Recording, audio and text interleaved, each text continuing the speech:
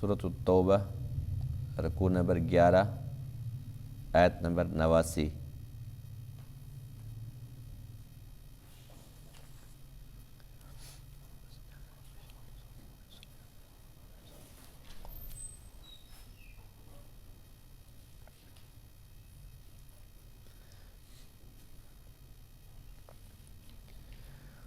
اعوذ باللہ من الشیطان الرجیم،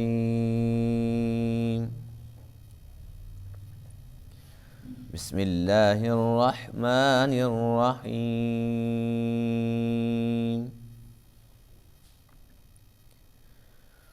وجاء المعذرون من الأعراب ليؤذن لهم وقعد الذين كذبوا الله ورسوله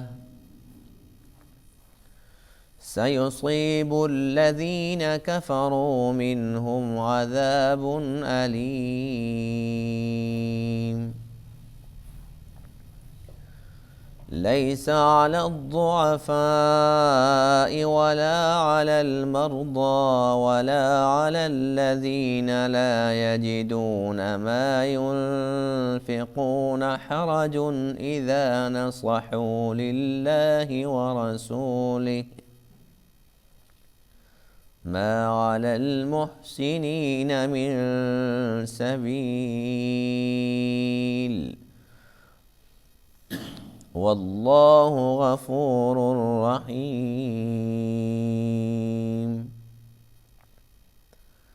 ولا على الذين إذا ما أتوك لتحملهم قلت لا أجد ما أحملكم عليه تولوا وأعينهم تفيض من الدمع حزنا ألا يجدوا ما ينفقون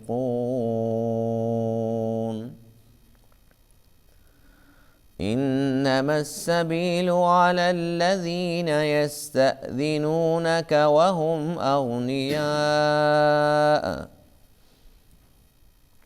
رضوا بأن يكونوا مع الخوالف وطبع الله على قلوبهم فهم لا يعلمون۔ صدق اللہ العظیم۔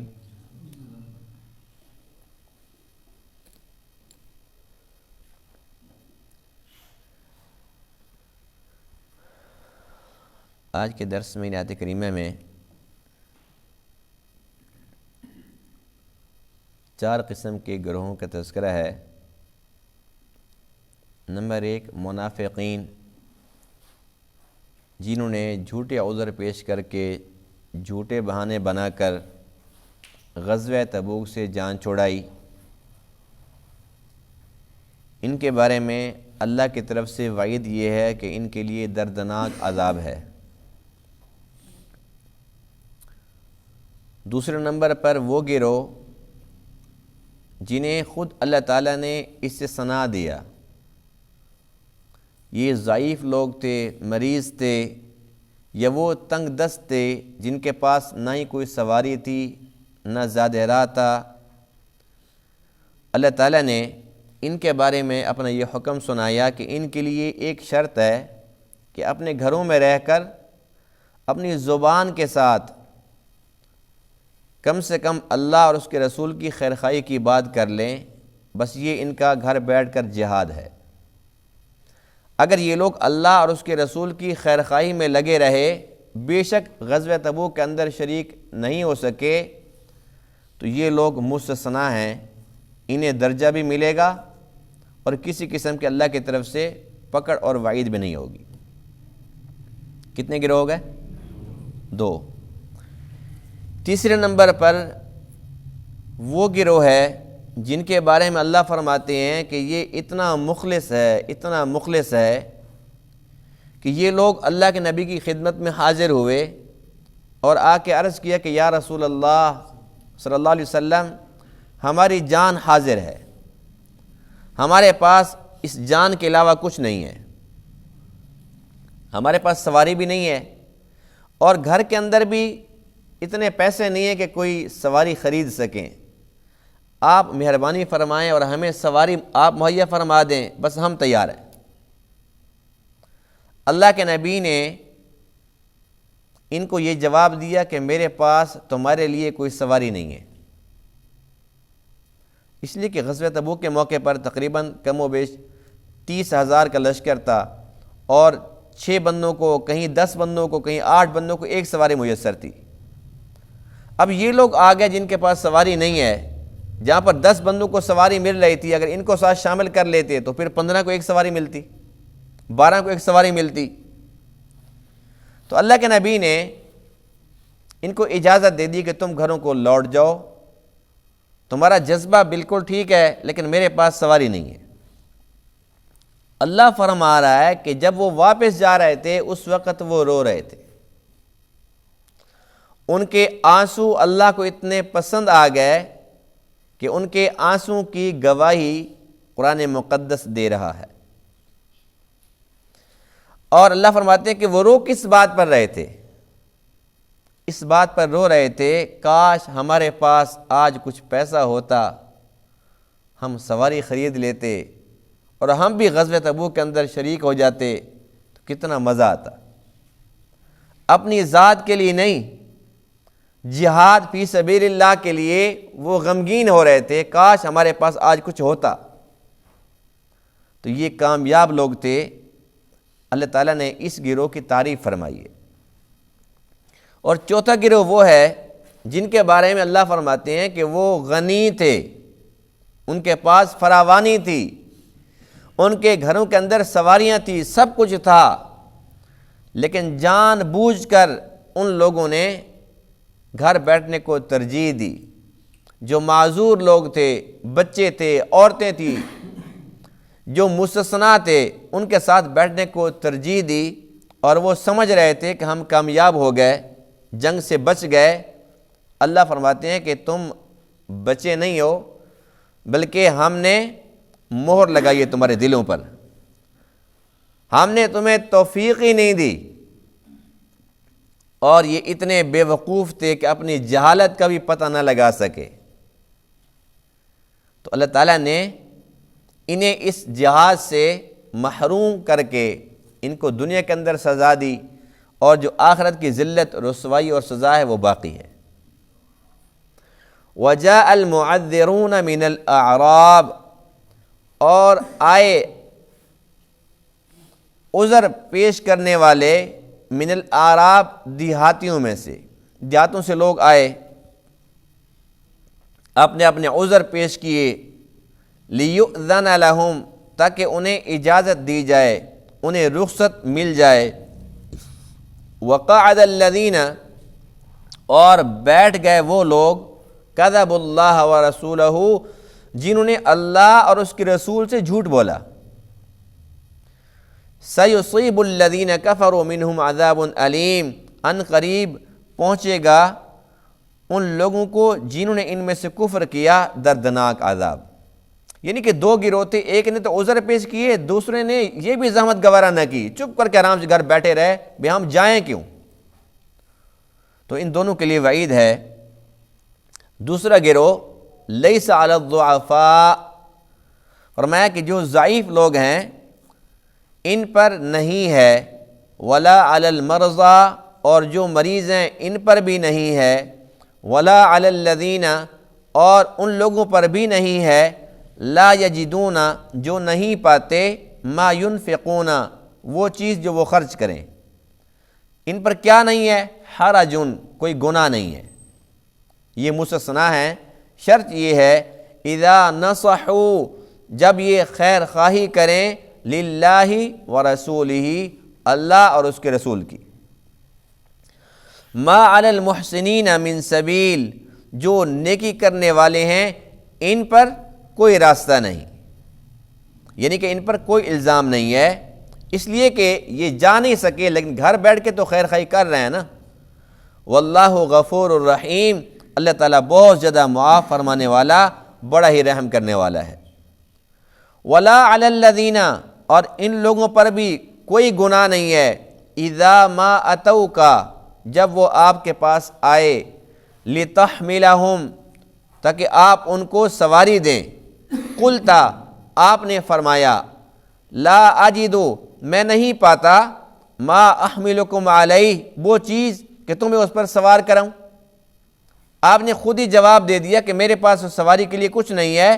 تولوا تو یہ لوٹ کے چلے گئے، وَأَعْيُنُهُمْ اور ان کی آنکھیں تفیض من الدمع وہ بہہ رہی تھی آنسوں سے، یہ روتے ہوئے جا رہے تھے۔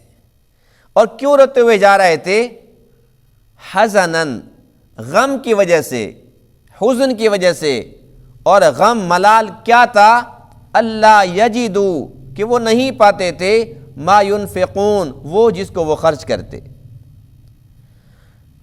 انما السبیل یہ چوتھا گروہ ہے، بے شک الزام ان لوگوں پر ہے، علی الذین وہ لوگ یستأذنونک جو آپ سے اجازت طلب کرتے ہیں، وہم اغنیاء جبکہ وہ غنی ہیں، رضو یہ تو راضی ہو گئے، خوش ہو گئے، بِأَن يَكُونُوا مَعَ الْخَوَالِفِ اس بات سے کہ یہ ہو گئے ان لوگوں کے ساتھ جو پیچھے بیٹھنے والے ہیں، معذور یا جو عورتیں بیٹھنے والی ہیں۔ وَطَبَعَ اللَّهُ عَلَى قُلُوبِهِمْ اور اللہ تعالیٰ نے مہر لگا دی ان کے دلوں پر، فَهُمْ لَا يَعْلَمُونَ پس یہ کچھ جانتے نہیں۔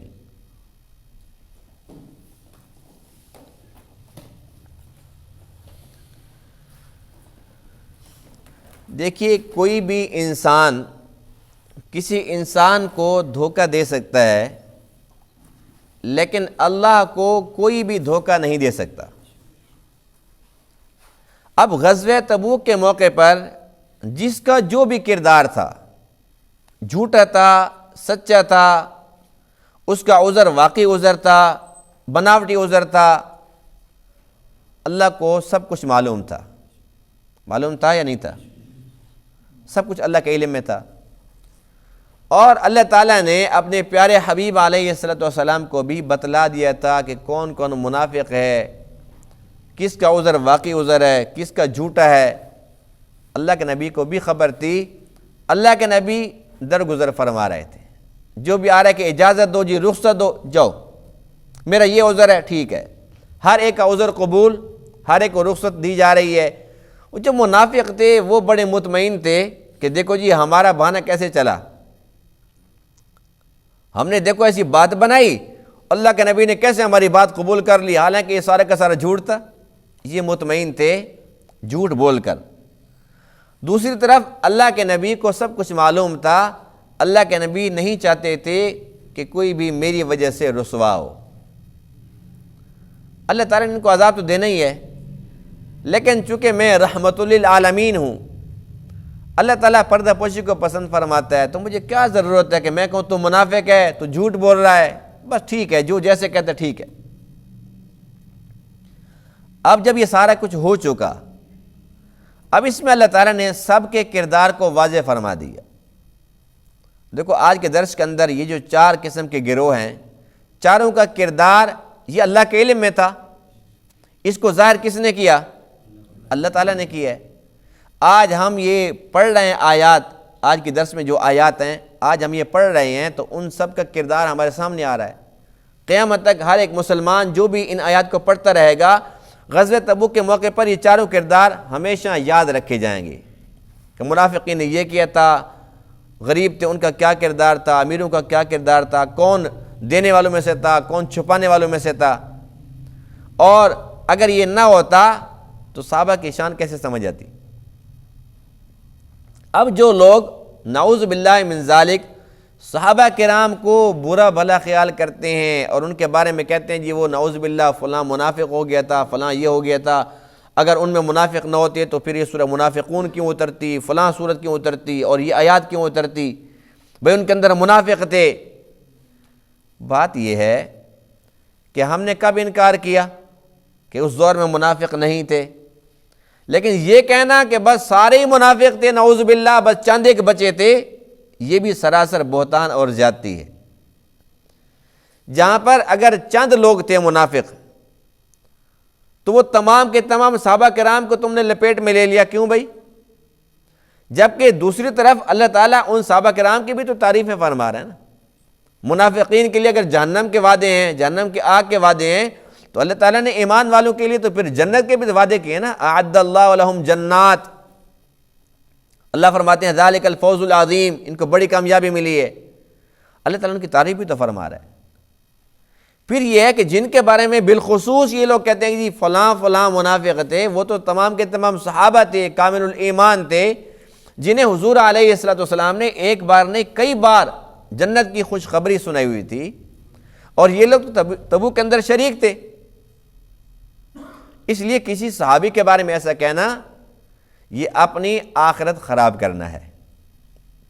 ہمارا ایمان یہ ہے، یہ عقیدے کی بات ہے کہ جو صحابہ تھے وہ منافق نہیں تھے، اور جو منافق تھے وہ صحابہ ہی نہیں تھے۔ جو منافق ہے ان کا کردار یہ سامنے کھل کے آ گیا ہے، اور جو صحابہ تھے ان کا کردار بھی کھل کے سامنے آ گیا ہے کہ جو منافق ہیں ان میں سے کچھ تو ایسے ہیں جو عذر پیش کر رہے تھے، اور کچھ ایسے تھے کہ نہیں عذر کی ضرورت نہیں ہے، آرام سے گھروں میں بیٹھ جاؤ، نکلنا ہی نہیں، جب چلے جائیں گے اس کے بعد پھر نکلیں گے، کوئی پوچھے گا تو کہہ دیں گے مجھے تو بخار تھا، میرے تو پیٹ خراب تھا، میں تو سفر پہ گیا ہوا تھا۔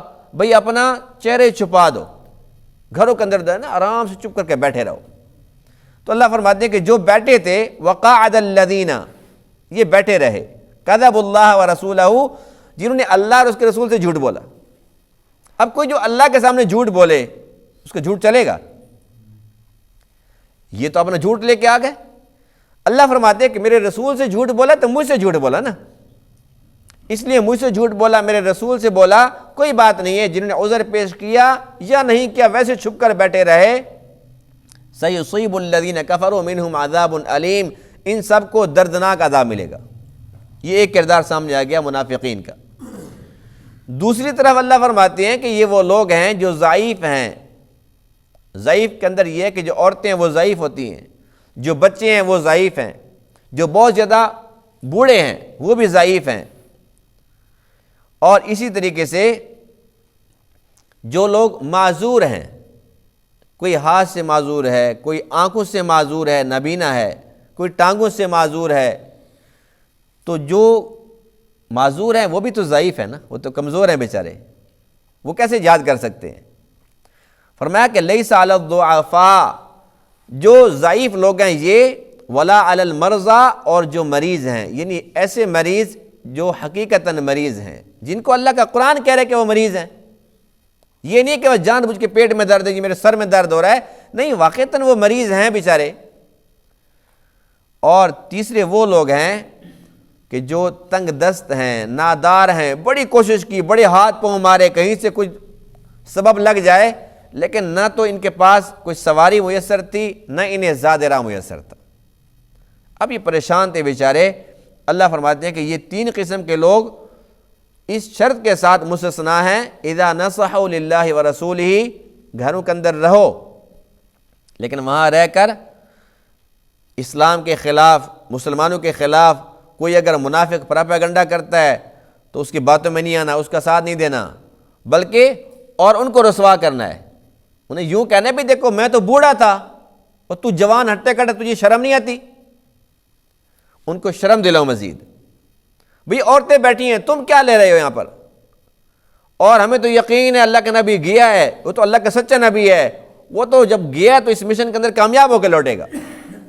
اس قسم کی باتیں کرو جس سے اسلام کو تقویت پہنچے، تو گھر بیٹھ کر تم خیر خواہی کرو، اپنی زبان کے ساتھ جہاد کے اندر شریک ہو جاؤ۔ اللہ فرماتے ہیں کہ یہ نیکی کرنے والے ہیں، ما علی المحسنین من سبیل، یہ جو نیک لوگ ہیں نا، اس نیکی پر انہیں کوئی الزام نہیں دیا جائے گا کہ تم نے صرف زبانی جمع خرچ کرتے رہے، بھئی ان کی ذمہ یہی تھا، یہ ان کا جہاد تھا۔ واللہ غفور الرحیم، اس معاملے کے اندر اگر ان سے کوئی کمی بیشی بھی ہو جائے گی تو اللہ کی طرف سے ان کو مغفرت کا پروانہ بھی ملے گا، اور اللہ تعالیٰ ان پہ رحم بھی فرمائے گا۔ تیسرا گروہ وہ ہے جن کے بارے میں اللہ یہ فرماتے ہیں کہ یہ لوگ آئے اور آ کر سواریاں طلب کی، اللہ کے نبی نے ان کو واپس بھیج دیا۔ جب یہ واپس جا رہے ہیں، اب اگر اللہ تعالیٰ قرآن مقدس کے اندر یہ نقشہ ہمیں نہ بتلاتا تو کسی کو کیا پتہ چلتا صحابہ کرام کی شان کا۔ اللہ فرماتے ہیں تولوا، جب وہ جا رہے تھے، اعینہم تفیض من الدمع، آنسو جاری تھے، رو رہے تھے، یہ تھا اصل جذبہ۔ خوش نہیں ہو کہ جان چھوٹ گئی ہے، روتے ہوئے جا رہے ہیں۔ اور رونا اس بات پر نہیں ہے کہ ہمارے گھر خالی ہیں، ہمارے گھر میں کچھ کھانے پینے کے لیے نہیں ہے، ہماری ضروریات کیسے پوری ہوں گی، نہیں، اس بات پر ان کو دکھ ہے اللہ یجدوا ما ينفقون، کاش آج میرے پاس بھی ایک اونٹ ہوتا، کاش آج میرے پاس بھی ایک گھوڑا ہوتا، کاش میرے پاس کوئی پیسے ہوتے تو میں بھی ایک سواری لے لیتا، میں بھی ساتھ شریک ہو جاتا۔ یعنی کہ اس بات پر ان کو دکھ تھا کہ بھئی ہم کیوں شریک نہیں ہوئے۔ یہ صحابہ کرام کی شان ہے، ان کے آنسو اللہ کو کتنے پسند آئے۔ اللہ تعالیٰ نے ان کے آنسو کی گواہی کے لیے یہ قرآن اتارا ہے، پڑھو دیکھو یہ میرے نبی کے صحابہ ہیں۔ اب ان آیات کو پڑھ کے الحمدللہ ہمارا تو ایمان تازہ ہوتا ہے۔ اب اگر کوئی بندہ جو منافق ہیں، جن کے اندر خود گند ہے، صحابہ کرام کو برا بھلا کہتے ہیں، اگر وہ یہ کہتے ہیں کہ نہیں جی وہ تو جان بوجھ کے ایسے رو رہے تھے، ایکٹنگ کر رہے تھے، اللہ تعالیٰ نے اس کی وجہ بھی ساتھ بتلا دی نا۔ اللہ کو پتہ تھا کہ پھر بعد میں آنے والے کچھ لوگ ایسے ہوں گے جو بدبخت ہوں گے اور جان بوجھ کر، صحابہ کرام کا چونکہ بغض ان کے دلوں کے اندر ہے، وہ یوں کہیں گے جی بس وہ ٹھیک ہے، روئے تھے، قرآن کے اندر بھی ہے کہ روئے تھے، ان کے اپنے کو دکھ درد ہوں گے۔ اللہ نے وہ دکھ درد بھی ساتھ بتلا دیا، روئے بھی ہیں، کیوں روئے؟ حزنن، اس غم کی وجہ سے روئے ہیں۔ اللہ یجدوا ما ينفقون، وہ چاہتے تھے کہ ہمارے پاس پیسہ ہوتا، ہم بھی خرچ کرتے اور آج ہم واپس نہ لوٹتے۔ آنسو کیوں نکلے؟ اس کی وجہ بھی اللہ نے قرآن مقدس کے اندر خود ہمیں بتلا دی ہے، یعنی کہ ان کے اندر کی جو صفائی تھی، ان کا جذبہ اتنا سچا تھا، اللہ نے اس کو بھی ظاہر فرما دیا تاکہ کوئی بھی شخص صحابہ کرام پر انگلی نہ اٹھا سکے۔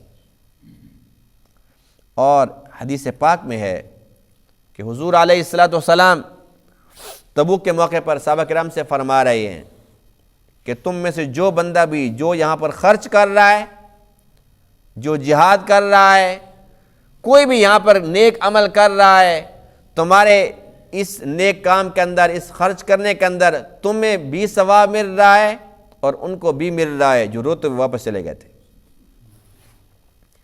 صحابہ کرام نے عرض کیا اللہ کے رسول یہ کیسی عجیب بات ہے، انہوں نے کیا بھی کچھ نہیں ہے، ان کو بھی ثواب پورا پورا ملے گا؟ فرمایا کہ ہاں، اس لیے کہ ان کا جذبہ سچا تھا۔ وہ تو آئے تھے لیکن ان کے پاس کچھ تھا نہیں، میرے پاس بھی کچھ نہیں تھا کہ ان کو میں دے دیتا، میں نے ان کو رخصت کیا، ان کو میں نے واپس کیا ہے، اس لیے اللہ نے فیصلہ کیا ہے کہ یہ لوگ شریک نہ ہونے کے باوجود بھی تمہارے ساتھ شریک ہیں۔ یہ ہوئی نا بات، یہ تو اللہ تعالیٰ کی تقسیم ہے نا۔ حضرت عثمان رضی اللہ تعالی عنہ، ان کے بارے میں جو منافق طبقہ ہے ان کا یہ الزام ہے، دیکھو جی عثمان رضی اللہ تعالیٰ عنہ غزوہ بدر کے اندر کیوں شریک نہیں ہوئے؟ اب حیرت کی بات یہ ہے جو لوگ اعتراض کر رہے ہیں ان کو یہ تو نظر آ رہا ہے کہ وہ شریک نہیں ہوئے، جس طریقے سے آج کے درس کے اندر ہم نے پڑھا نا، یہ گروہ بھی تو شریک نہیں ہوا، لیکن اللہ فرما رہے ہیں کہ یہ شریک نہیں ہوئے لیکن یہ کامل الایمان ہیں، یہ بالکل سچے ہیں، کھرے ہیں۔ اللہ کے نبی فرما رہے ہیں کہ شریک نہ ہو کر بھی شریک ہیں، انہیں پورا پورا اجر مل رہا ہے تمہارے ساتھ۔ جو لوگ حضرت عثمان پر اعتراض کرتے ہیں وہ یہ بھول جاتے ہیں کہ وہ شریک کیوں نہیں ہوئے تھے، اللہ کے نبی کا آرڈر تھا، اللہ کے نبی نے خود فرمایا تھا اے عثمان آپ نے شریک نہیں ہونا، اس لیے کہ اس وقت آپ کی زوجہ محترمہ جو حضور علیہ السلام کی صاحبزادی ہیں حضرت رقیہ رضی اللہ تعالی عنہ، وہ بیمار تھی۔ اللہ کے نبی نے حکم دیا تھا اے عثمان آپ نے اپنی بیوی کا خیال کرنا ہے، یہ بیمار ہیں، آپ نے ہمارے ساتھ شریک نہیں ہونا۔ اور پھر اللہ کے نبی نے یہ بھی فرمایا کہ اگرچہ وہ شریک نہیں ہیں اس کے باوجود بھی وہ شریک ہیں، غزوہ بدر کے اندر جو مال غنیمت ہمیں ملا اس کے اندر عثمان کا بھی حصہ ہے۔ جب اللہ کے نبی نے ان کو شریک رکھا، اب اگر کوئی منافق یہ کہتا ہے نہیں جی یہ کرنے کی بات ہے، بیوی بیمار تھی، یہ بھی کوئی عذر ہے؟ وہ بیوی بیمار تھی اور پھر وہ فوت بھی ہو گئی، اب تو یہ بات ختم ہو گئی نا جی، وہ جھوٹی بات تھی، بنائی ہوئی بات تھی، اللہ کے نبی کا حکم بھی تھا وہی کافی تھا، لیکن پھر وہ بیمار تھی، فوت بھی ہو گئی۔ اور اب بھی اگر کوئی منافق کہتا ہے کہ جی میں تو راضی نہیں ہوں، میں تو خوش نہیں ہوں، میں تو اب بھی اعتراض کروں گا، 1000 بار کرے، جس کو اعتراض ہی کرنا ہے تو وہ کرتا رہے، لیکن ہم الحمدللہ ہم ماننے والے ہیں، ہم اہل سنت والجماعت ہیں، الحمدللہ ہم تو ماننے والے ہیں۔ جب اللہ کے نبی فرما رہے ہیں کہ میرے سب کے سب صحابہ عادل ہیں، سارے سچے ہیں، تو بس سارے کے سارے سچے ہیں۔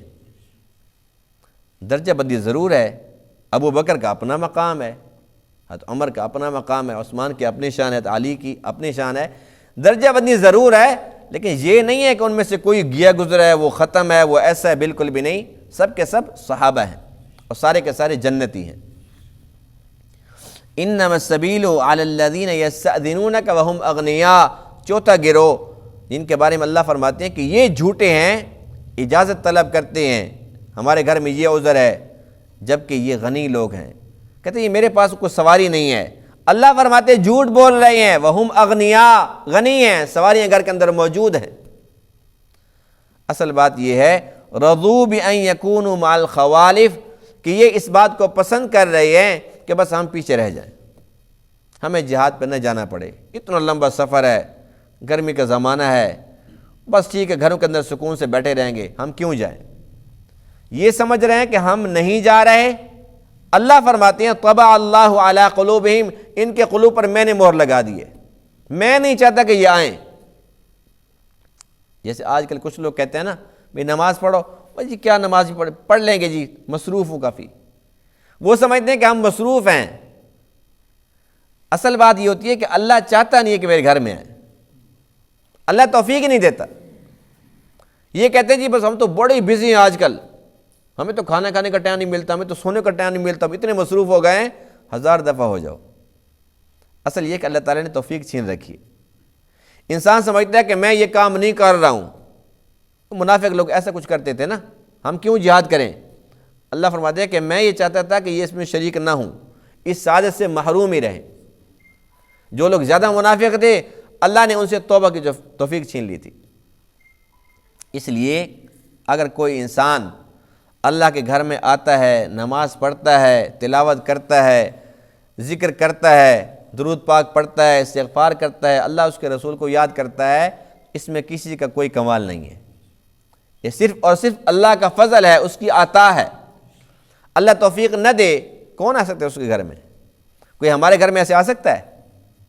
جب ہم کسی کو اپنے گھر ایسے نہیں آنے دیتے، جب تک بڑا تعلق نہ ہو، اللہ بھی نہیں آنے دیتا۔ اللہ جس سے بہت زیادہ پیار کرتا ہے اس کو بہت زیادہ اپنے گھر میں آنے کی توفیق دیتا ہے، جس سے جتنا زیادہ پیار کرتا ہے اس کو اتنا زیادہ اپنے گھر میں بیٹھنے کی، زیادہ وقت گزارنے کی توفیق دیتا ہے۔ تو اللہ جس کو توفیق دے اس کو اللہ کا شکر ادا کرنا چاہیے، اور جو اس سے محروم ہے اسے فکر کرنی چاہیے۔ اللہ تعالیٰ تمام باتوں کو سمجھنے عمل کرنے کی توفیق عطا فرمائے۔ وآخر دعوانا الحمد للہ رب العالمین۔